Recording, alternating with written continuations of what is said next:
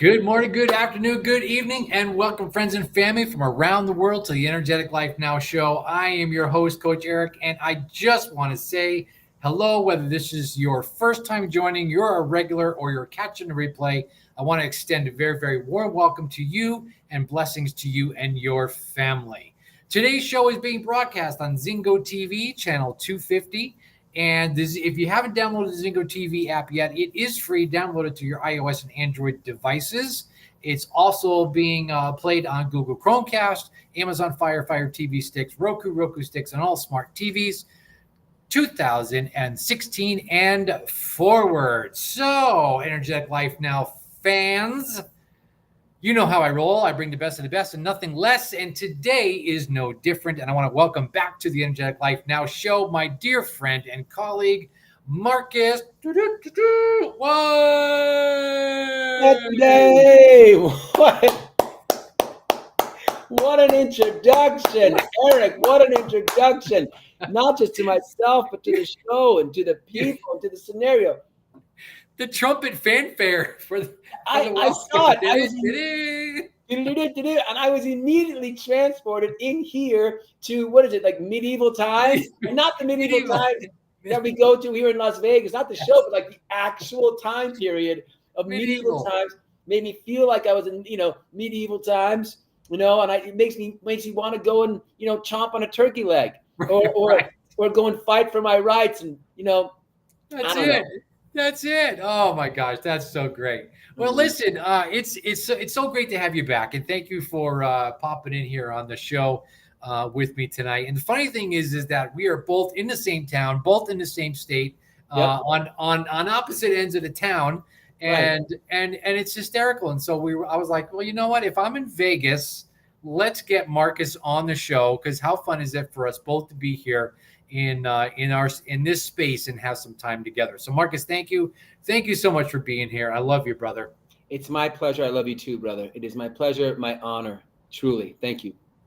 Now listen, friends and fam around the world, we are going to be chit-chatting a little bit about the joy of parenting and finding the joy in the parenting, because if you've got kids like we do, we know that sometimes we got to look for the joy. We got to find the joy. Sometimes it's hidden. It's around the corner. We got not really sure. And it's like, what in the world is going on? And so there's no better person to have on the show to talk about joy than the joy experience expert, the man, the myth, the legend, Marcus Weiss. Oh, yes. It's funny you should say that. I mean, not funny in a ha-ha way, but, interesting. Of course, I am known for bringing the joy. In order to bring that clap, clap, clap, clap, clap. And by the way, when we clap, that means that was a good thing. And let's have more of it. That's what applause is, right? Yeah. Isn't that funny? And that's, interestingly, as parents, by the way, that's what we do to our kids. At least we hope we would, especially when they're small. We clap for them. We go, you did that, clap, clap, clap. You're amazing. And then they go, oh, what did I just do that made me feel this joy? And then, right? And that's how they move forward. And that's how they learn, I believe, kids very early in life to find joy. That when kids are little, they're instinctively, but also by learning through parents, little joy hounds. They're like little joy puppies sniffing out the joy. But early in people's lives and in humans' lives, everything is joyful because parents celebrate the little things. So the kid comes and goes, hey, whoever's taking care of me. And the parent's like, yeah, you did that. Amazing. They go in their diapers and they're like, yes. And the parent's like, you did that. You're amazing. Like everything is joy. The flower, the falling over, the going down the slide, the clay pot that's really misshapen. Everything is essentially joyous because they learn that it is. And so they go looking for more. And they're like, is this joy? Yes. And kids are always they're above ground. So anything in their life, they're just looking for. I know, I love that, and it's so true because as we're looking at the developmental process, Mm-hmm. if you will, right? Mm-hmm. When they're little, Mm-hmm. it is so encased Mm-hmm. in pleasing Mm-hmm. mom and Mm-hmm. dad or parent or auntie or uncle or grandparents or whatever that case might be. Mm-hmm. And so when we give them that applause, when we say, "Oh, you did such a great job, sweetie. Great job, kiddo," whatever it is that we're saying to them, that is that validation, right? The validation of I'm doing something good. Even if I don't understand what it is, Mm-hmm. I want to try to replicate that again. Yes. And I think what you just said, Eric, is so key. I want to replicate that again. So it's important for parents, right, early. And I know, and I'm going to, and you asked me as parents, how do we find the joy in parenting?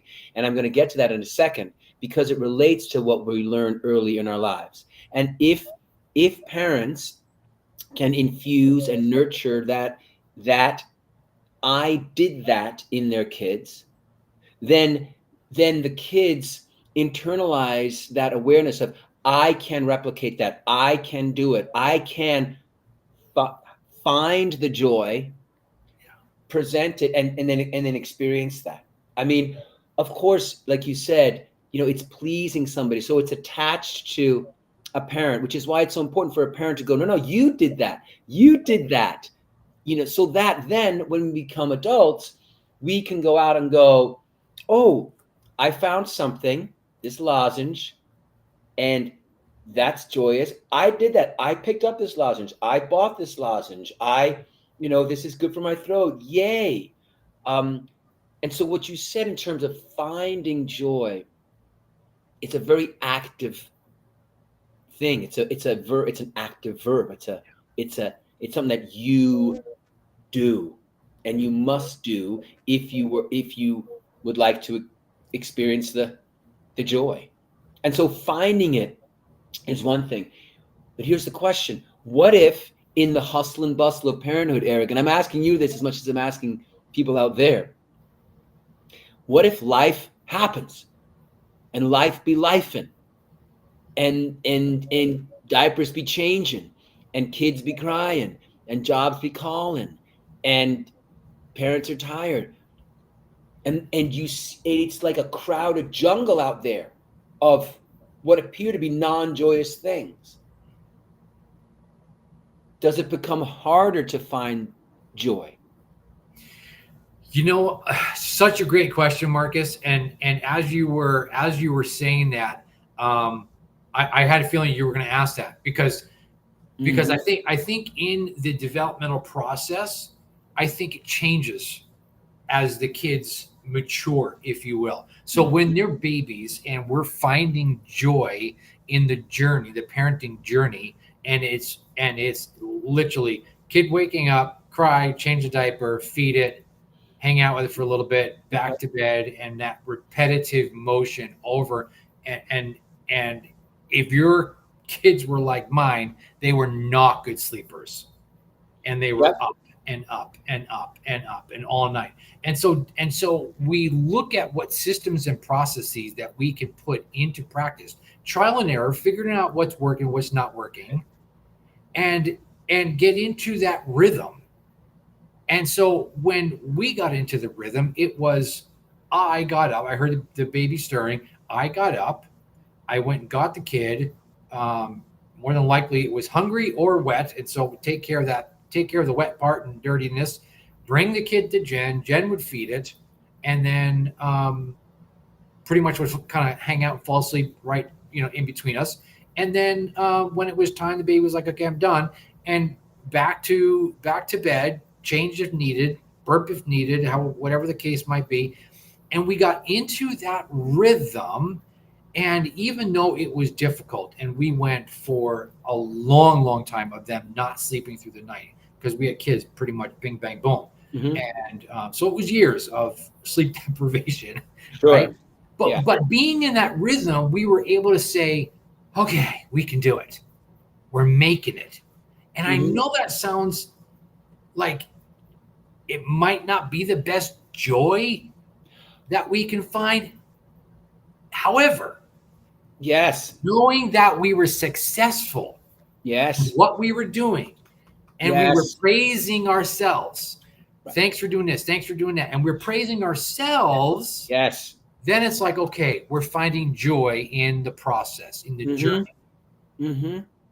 Yeah. So I love what you said, Eric. I would invite anyone to define for themselves what joy is. And the way I often explain it to those that I work with, to my clients and to my students, and um, is anything on the side of a positive feeling, of a resourceful feeling, you are welcome to put in the joy bucket.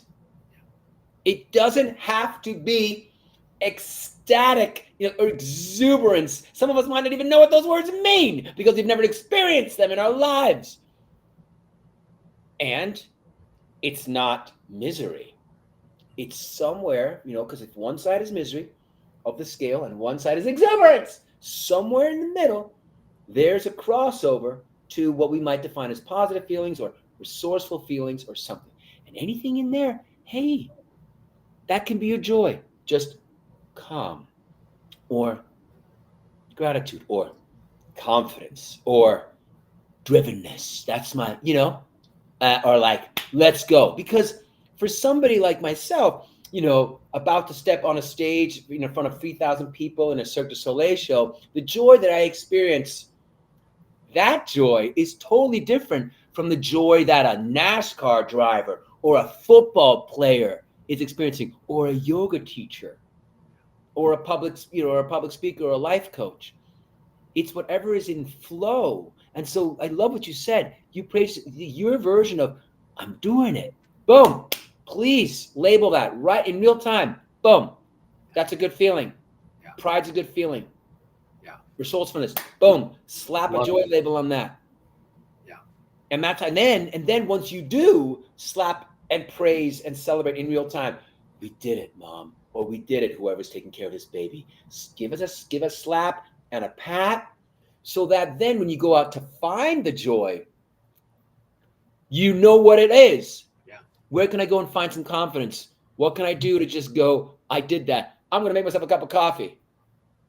And then you can say, okay, I did that. I accomplished that. Because you know that in your world, accomplishment or I'm on top of things is a form of joy. It doesn't have to be like, oh, when can I next skip in a meadow when I'm in the middle of raising two toddlers? Hey, that's probably not going to happen anytime soon, unless the toddlers. Sorry, I remember those times, brother.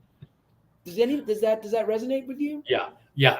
Absolutely. And I love all of that. And it just, to me, it's looking for, I call them the glitter moments or the micro moments of joy in the busyness of what we're doing. If I can grab onto those micro moments of, oh, that was great. Oh, that was so fun. Or, oh, that's happy for me. Or, yeah, that's joy, a feeling from joy for me.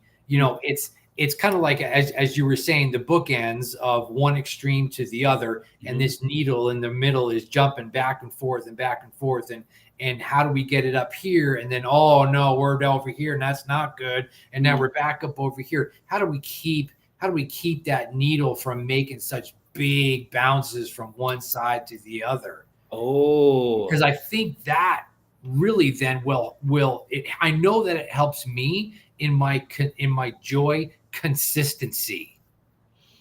Ooh. So are you saying that little glimmer moments, because I've heard of that, sort of phrase or similar phrases, right? Like the micro moments, that essentially just push your needle a little bit. If it's kind of like a balloon, if your balloon is sinking, like just the smallest tap will get it.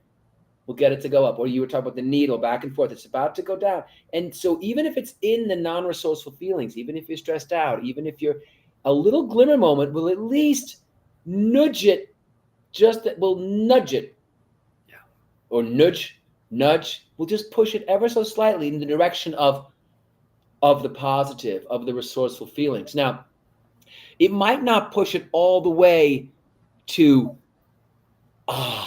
complete feeling of release. You might be in a stressful moment and you might see a daisy on the side of the road, a little flower or something, and you'll find yourself maybe not feeling completely elated. And I would invite anybody listening that give yourself some grace. Because I know for me, I would see these micro moments and I would go like, but it's not making me feel completely exuberant. I'm still a little, yeah, but not as much. Yeah. You gave yourself just a little bit more air, man. You gave yourself a little more air in that balloon.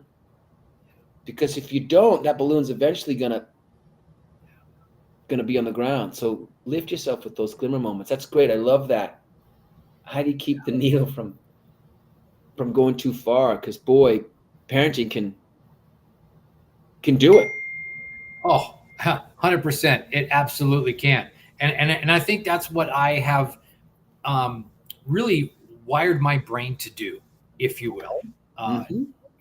as you and I both know, neuroencoding.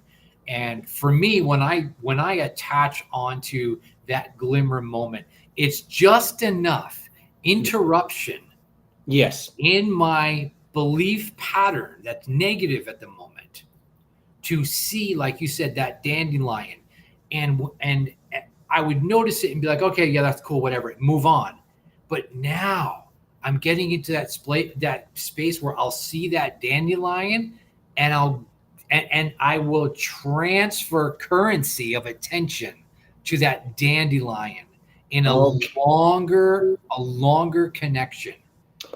And Oh, now I'm going, wow, hi dandelion. I hope you're having a great day. I've been having a day, but you know what? I'm glad that you and I are in this space and in this place and time right now. And I thank you for your beauty. I thank you for being so beautifully rich in color and vibrant life. And that my eyes found you and our souls attached to each other in this moment. And I know that sounds a little bit what? But as I focus on that goodness, now that needle that's going, I'm not sure, starts going, good, good, good, good, good, good, good, good, good. oh, And I am now leaving that negative behind because it's not serving me. And so I can say, bye bye, negative. Let me stay up here in where I feel better, in a better place, both mentally and psychologically and in my heart space of joy. And now I'm connecting that, and now my neurons are firing back and forth going, we like what this is, we believe this is great. And now my heart goes, yes it is. yes, yes. So you're taking it a step further. So you're taking it to where you're right in neuroencoding when we work with our clients to get them to not just automatically default to any little feeling of resourcefulness, but how to condition ourselves, to train ourselves, to rehearse, actually, actively, intentionally amplifying that or magnifying those feelings intentionally. Because you didn't just say like, oh, there's a daisy. You said, hello, Daisy. And not just, hello, Daisy.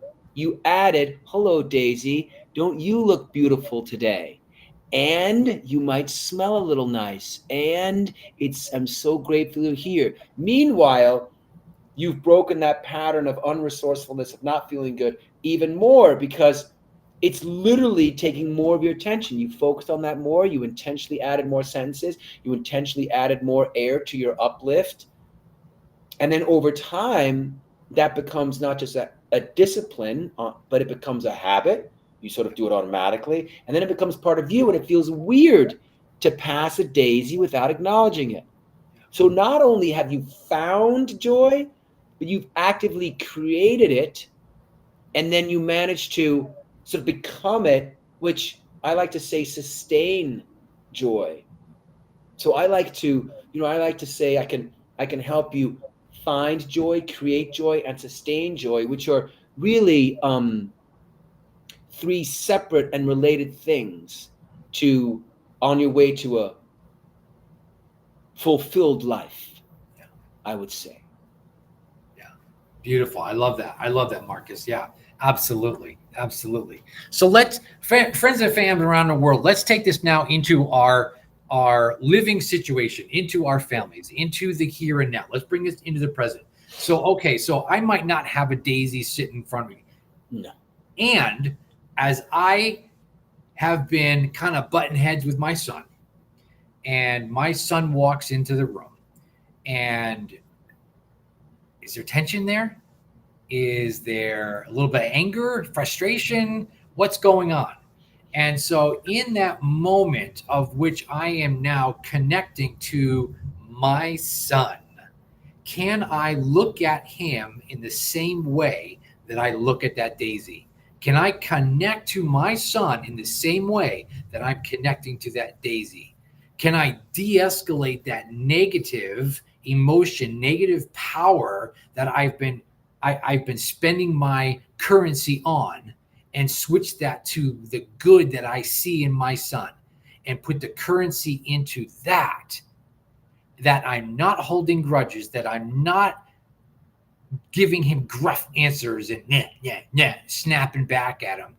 And he is going to sense that I'm not angry with him anymore, or frustrated, or that he's bothering me, or he's in my space and wants to avoid me because he thinks I'm mad at him. Do you see where we're stacking? We can either look at this negative side and stack all that, or I can switch that process and start stacking what is right with the person, what is right in the situation, which is going to create that gratitude stacking, which keeps me in my joy, which keeps me focused on the good in the person, the good in the situation, and then be able to transfer that energy then out to him as he is proximity close to me within that 10 to 20 foot radius of which he can pull from my energy that he feels. Yeah, absolutely. Absolutely. And in this very moment, may I bring up an example in real time? Because we're probably talking about in the moment. As you were speaking, my own son, who just turned 13, comes walking in here with a YouTube video playing in the kitchen, which is over there, starts opening the loudest bag of dip chips in the kitchen, like this while you're talking. And I had a choice in real time as you were talking about this very thing. I could either go, Lucas, I'm on a call. What are you doing? See this face? Yeah. This face comes from a certain thought, which translates into a feeling, which translates into the muscles of my body, which make a frown. Okay. And does that frown do anything for me? Well, by the time I do the frown, it's too late. The frown's already in the picture. So instead, at the fork in the road, when I see that in that moment, I have a choice that I can make to go like, he's so cute, getting his own food. He's walking upright. He's chewing. He's having a good old time in the video. He's probably learning something. He's not shouting. He's in my house. He's not out making mayhem. He's adorable. He's making his own food over there, for goodness sake. He's getting cherries right now. I mean, and and how miraculous is it? That it's what the odds are of producing a human being to begin with, and then keeping them above ground until the age of 18, and then all those things. So, but like you just said, it just stacked. And I did this to actually in real time model, which we're talking about. Yeah. He came in, he's above ground. He's got his glasses on. He's wearing clothes. He's making his own food. He's making cherries. See how it keeps going up and up. Yeah. And so, yeah, now I'm feeling enamored by my son. Now I want to invite him over here and introduce him. See how that kind of works? Yeah. But the question is, right, Eric, and you might want to take this. It's like, well, why? Because is it simple? Yes. Is it hard? Yes. So how do you begin? Do you prepare before you encounter your son? Or do you wait until he's in the room? Yeah. What do you You do? know, yeah, that is a great question, Marcus. And I'm going to say this is, I think it's going to depend upon where my heart is. What Okay. has been going on that my heart is either in struggle or it's not. It's in joy or it's not. Okay. Um, and let me tell you what I mean by this. If my son is in front of me and making stuff in the kitchen and I'm frustrated with that, Hmm. and he's getting chips and he's doing this and I can hear that. Yes. Everybody else on the other side of the camera can't hear it. Nobody can hear anything. Yeah. And so now I got to check and say, well, does this really matter? Is it going to distract me so of which I can't pay attention? Is this a little thing? Is it a passing moment? So when we're looking at the micro moments, is it in this micro moment, do I feed it the negative currency or do I feed it the joy currency? Hmm. Where am I in that process? Hmm. If it's frustrating me, I might just say, hey, dude, like give him a wave off camera or something that maybe he can't see. Because in the long run, right? Is it a big deal? Maybe, maybe not. For me, like I'm used to it now. It's just because this show has been going on for like a year and a half now, and I'm like, I expect the dog to be barking, my kids to be walking through, my wife to come downstairs. Well, even though I put in the family chat, show starting at 5 o'clock, 5 to 6, please be quiet. Without fail, somebody's going to be walking through, Yeah. and that's okay. Now let's go to something bigger, Marcus. Yeah. Let's up the ante, if you will. Yes, Right. please. All right. So it's 5:30 in the morning, and my phone rings, and it's the sheriff's department, Okay. and the sheriff says, "Are you the father of Roy, my son?" Yes, I am. Okay. Roy's been in an accident. Here's our location, and is he okay? I don't know, of course, because they're trained that they don't give that information because they're not medical professionals. And so, like, okay, fine. I um, I hop in a car and I go to his location and I see my car upside down. I don't see my son. And I hop out of the car and I'm saying to the sheriff, "Where is he? Where's my son?" "Oh, they just took him to the hospital." "What can you tell me? What can you tell me about him?" "Well, we don't know." Hmm. Okay. So now we're at a high tension Hmm. situation. Very, very high tension in that. Um, they need information from me. I want to go as fast as possible because I want to get to the hospital because he's Yeah. been transported by ambulance, right? So we're talking on an extreme level here of a situation. Get to the hospital. My car is absolute toast, totally. I mean, it is total beyond, and I'm expecting him to be absolutely busted up, right? And because I'm looking at the windshield of where the driver's seat is, and it is completely caved in about halfway. And in my mind, I'm thinking, oh my, that's where his head is, Yes. right? So Yes. get to the hospital, get into the emergency room, and he's laying there. He's got a neck thing on, and Oh my gosh. he's fine. Oh, He's fine. thank goodness he's fine. Yeah. Because in this very moment, by the way, you were expecting things to happen. Something real just happened in my life. The What's that? doorbell rang. The doorbell rang. The See? doorbell rang in the middle of something really intense. And Yeah. doesn't that sometimes happen in parenting? So can you Absolutely. continue with the story? I'll be right back. Because Absolutely. this I'll keep going with everybody. Yeah. So so so now I'm in the hospital, and by the way, Marcus has a repair person coming to the house, and so it's you know how it is with repair people; they only come at a certain time, so he's got to take care of that. So in the hospital now, and here's my son, and he's laying there, in the bed, and he's got doctors all around him, nurses, and people are tending to him and whatnot. And I'm asking him, how are you, son? What's going on? And he just busts out crying, and he's crying and he's crying and he's crying and he's like, Dad, I'm sorry about the car. I'm sorry. And I go, dude, I don't care about the car. I can get another car. I can't get another son. Well, I mean, I could. I don't want another son. I want you, son. I want you, right? And in those moments of which you've got very high stress situation, something's going on, everything is magnitude, really, really high. It is not the time for me to go ballistic and start screaming at him and, what are you doing? Why did you crash the car? Blah, blah, blah, blah, blah. You see, because what happened is he hops in the car. He takes his girlfriend to work. She works at a coffee shop. And on the way back, he fell asleep at the wheel and hit the curb, hit a big rock, hit a palm tree, and the car just flipped over.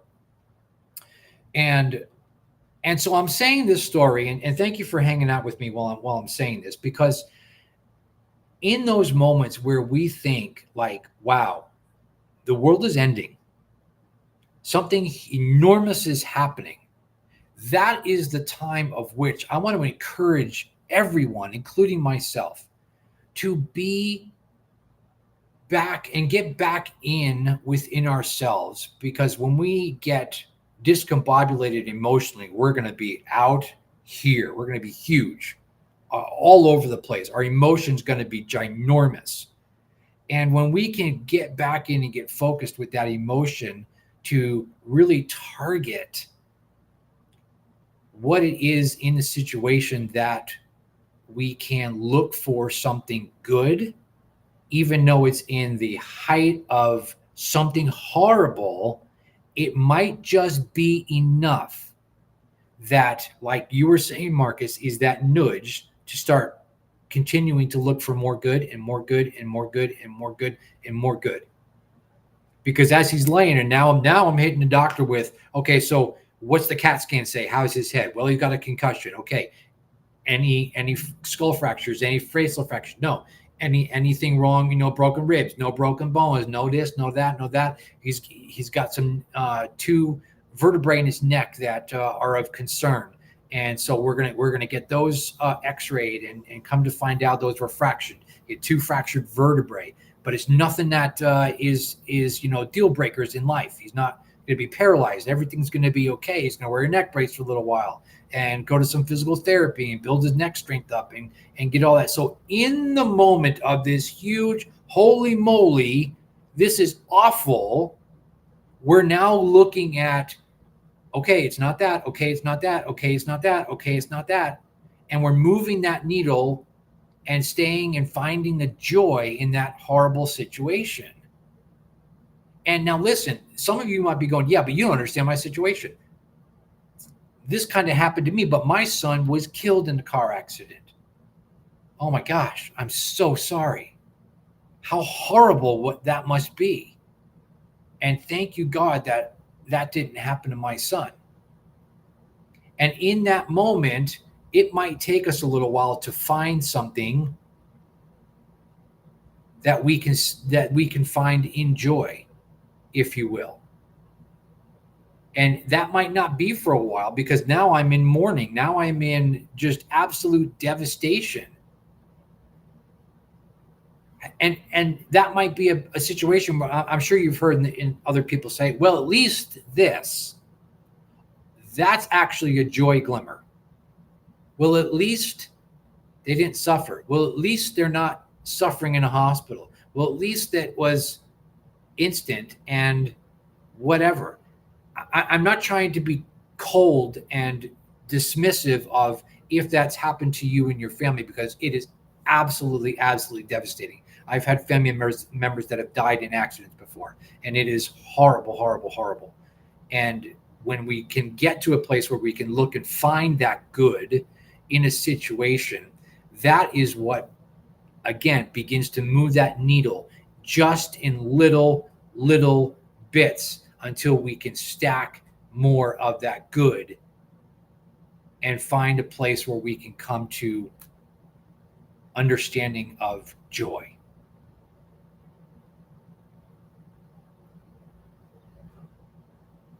It's so close to reality. And I was about to say, I'm so sorry that that happened. And when we say that, it implies, because we're talking about joy, right? We're talking about that needle lift. It implies that turn towards the negative, unresourceful side of the event. And yet it merits an acknowledgement of that. Yeah. And it's so we have to honor those moments in our lives that are stressful, because if because I believe very strongly that what I share, and I believe what you share too, it's not a pushing down and a hiding, or a negating of the human experience. We're not ignoring and pushing down and pushing aside under the carpet feelings that are valid. No feelings are invalid. Right.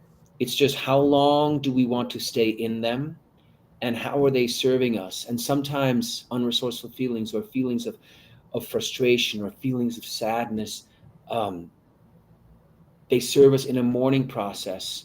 They're there for a reason.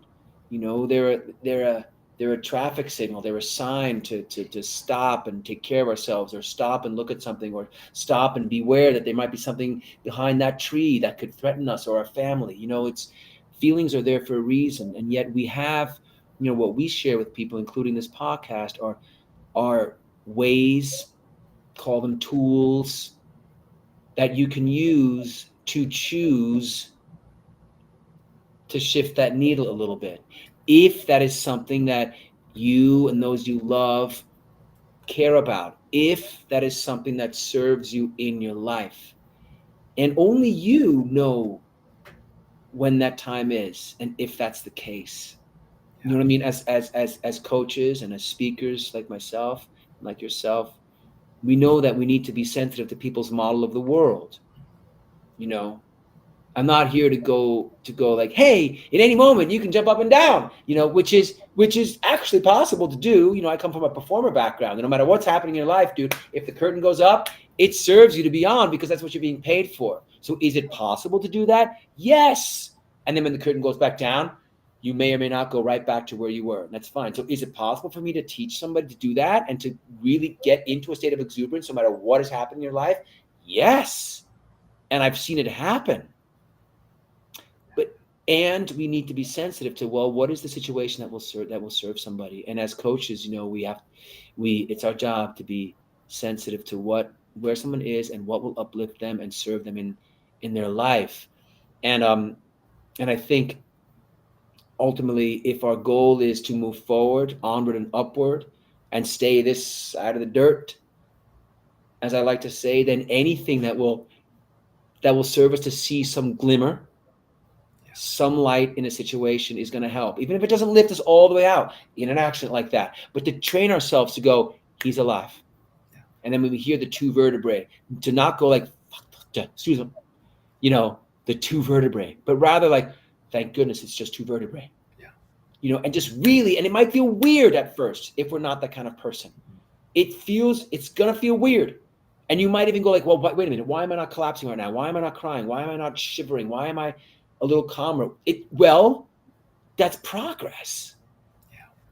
And then in acknowledging that, it's going to feel weird. But what's weirder? What's sillier? What's weirder? What's doing the thing that feels strange and not like our old selves, or feeling like that crumbling leaf that we used to be, or that overwhelmed parent that we've all known. And that still happens. That still happens. That happened this morning. That is certainly going to happen again tonight. But you and I will now know, though, and we do this thing to remind ourselves too. Yeah. Right? We're human too, man. Yeah. Of course.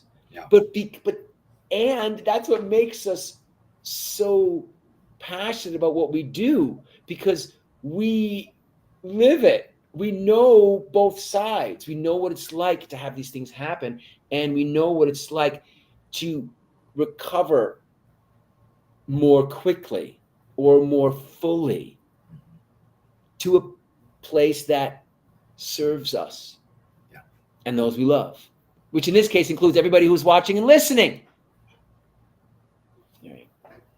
Yeah, and you know what? You brought up a great point a minute ago that I want to reiterate to everybody out there, because it takes time, it takes practice, it takes focus, it takes intention to do this consistently over time. And so that way, when you get into a larger situation, like I was describing with my son in the car accident, it was much easier for me to not flip out and wig out and be in the space and say, okay, what do we know? We know the car is totaled. We know the son is hurt. We know he's alive.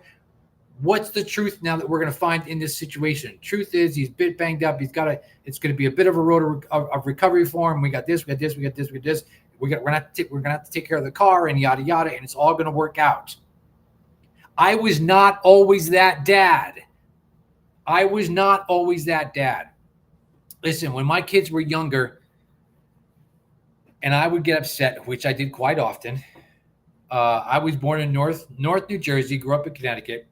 And when I get upset, I get ticked off, the East Coast accent comes out. And when the kids were small, they would say, Dad's going East Coast, run for your lives. And they would take off and scatter within the house because I would be livid. And back in the day, I would, I would throw things, I would break things.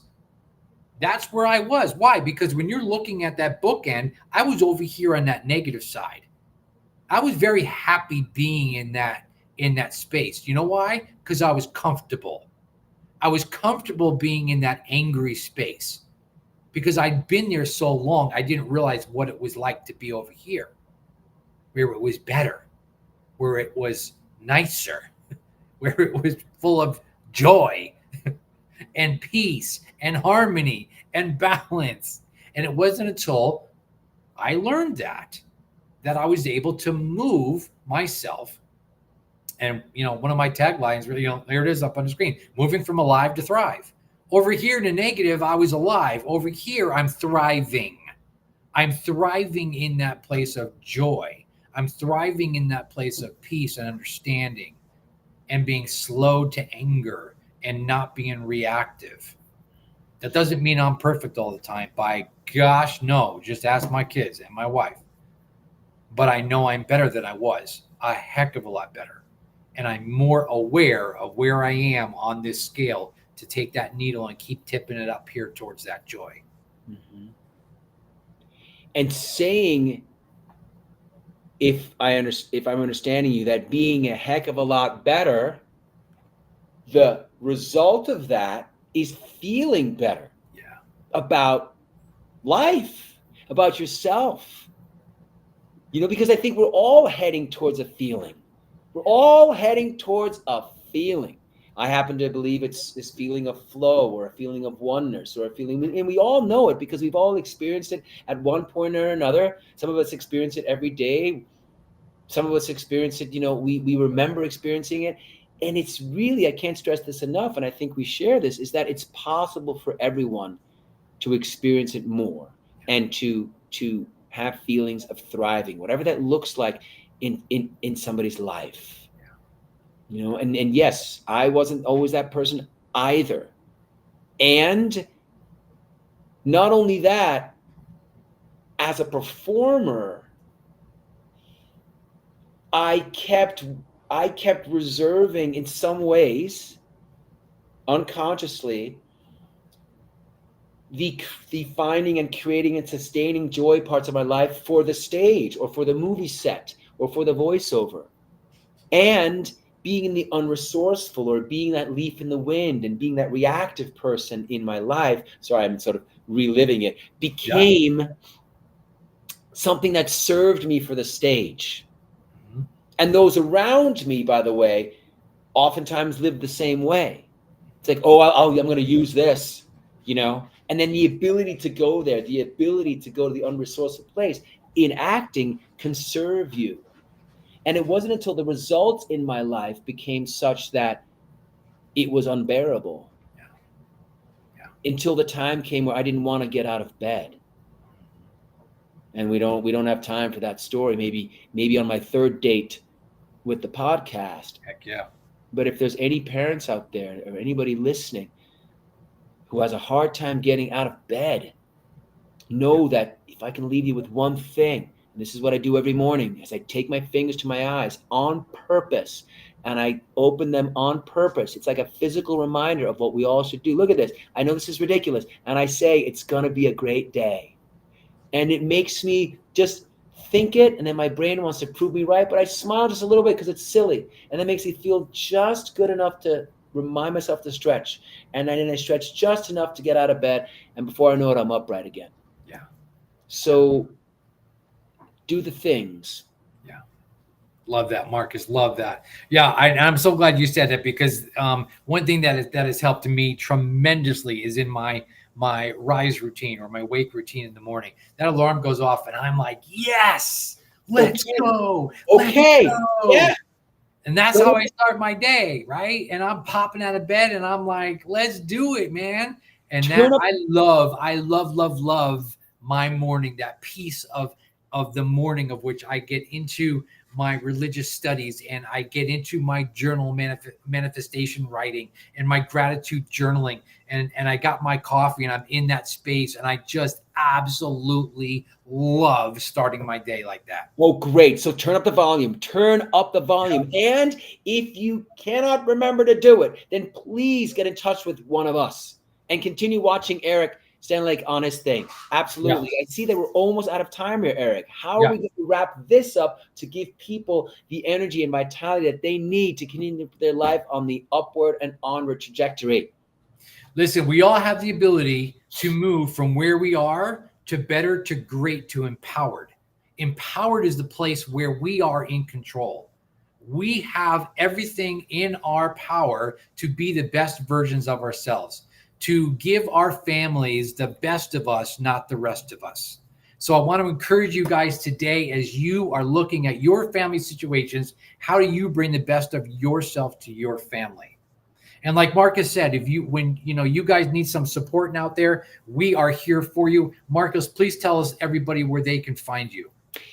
They can find me under Marcus Jacob Weiss on Facebook. I am also at www.themarcusweissexperience.com.